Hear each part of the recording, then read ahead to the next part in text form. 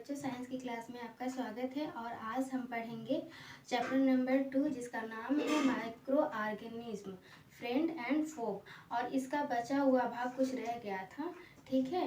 तो हमने पिछली क्लास में पढ़ा है कि जो माइक्रो ऑर्गेनिज्म होते हैं वो किस प्रकार से हमें यूजफुल है, हमारे लिए किस तरीके से वो मित्र के रूप में काम करते हैं, है ना। और आज हम पढ़ेंगे कि ये किस प्रकार से हमें हानि पहुंचाते हैं, किस प्रकार से ये हार्मफुल है, ठीक है। तो चलिए स्टार्ट करते हैं। Harmful micro organism, microbial disease that spread from infected person to healthy person like as cholera, common cold, chicken pox end TB etcetera, ठीक है। तो ये एक प्रकार का कम्युनिकेबल डिजीज होता है और ये बहुत तेजी से फैलता है पर्सन टू पर्सन।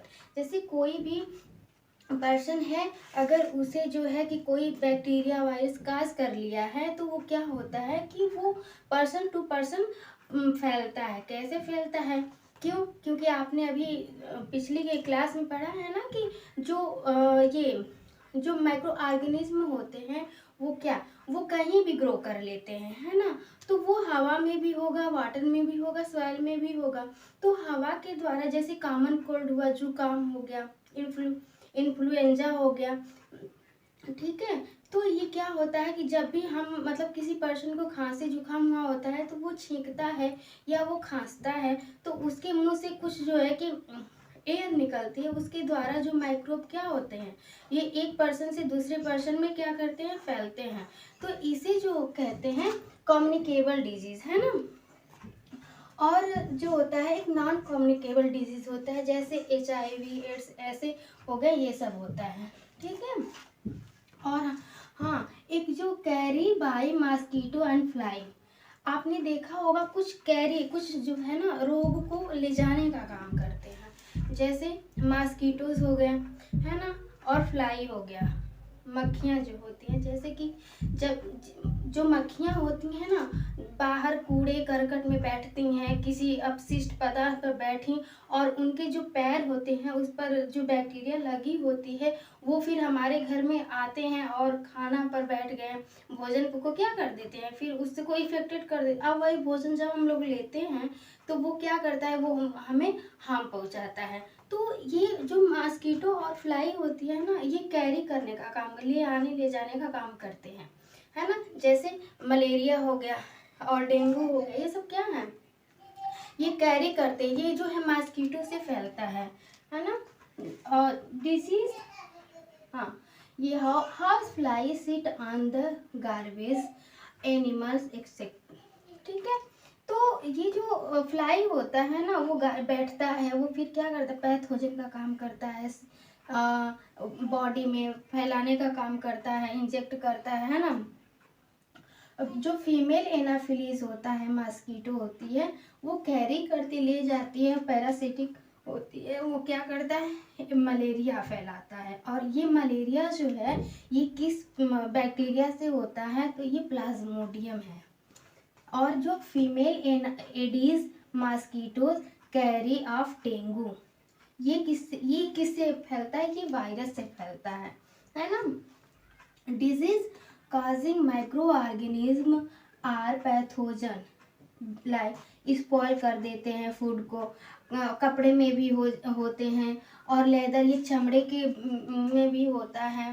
और pathogen inter through air, water and food, क्या हवा में भी होता है, पानी में, और भोजन पर भी क्या करते हैं, ये सब बैठते हैं। तो इस प्रकार से जो है हार्मफुल है माइक्रो ऑर्गेनिज्म हमारे लिए। हमने यूजफुल पढ़ लिया, हमने हार्मफुल पढ़ लिया। अब हम जो है कि नेक्स्ट टॉपिक जो पढ़ेंगे फूड प्रिजर्व, फूड को हम सुरक्षित रखते कैसे हैं। क्योंकि भाई जो भी हमारे फूड बनाते हैं, हम लोग फूड रखते हैं, अगर खा नहीं पाते किसी भी फूड को और वो स्पॉइल हो जाता है, क्यों होता है, क्यों खराब हो जाता है, कैसे खराब हो जाता है, माइक्रो ऑर्गेनिज्म के द्वारा वो उस पर काज कर लेते हैं। तो उसका बचाव कैसे करेंगे, इसमें हम लोग पढ़ेंगे।